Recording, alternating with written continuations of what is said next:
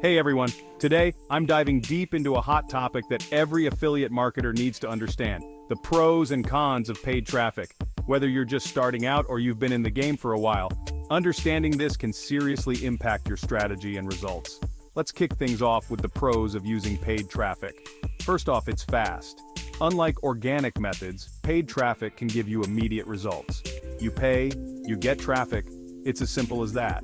This can be a game changer when you're trying to test out new offers or scale up quickly. Another huge advantage is scalability. With paid traffic, you can almost instantly increase your reach by boosting your budget. If an ad is performing well, you can pour more money into it and potentially see exponential growth. This level of control is something organic traffic just can't match. However, it's not all sunshine and rainbows. Now let's talk cons. The most obvious one, it costs money. Every click has a price, and if you're not careful, costs can spiral out of control without yielding proportional returns.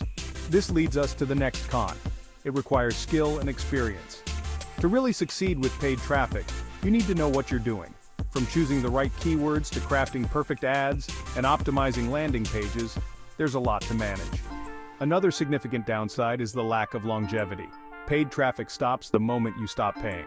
Unlike organic traffic, which can bring in visitors for months or even years after you publish it, paid traffic is very much a case of when the money stops, the traffic stops. So what's the takeaway here?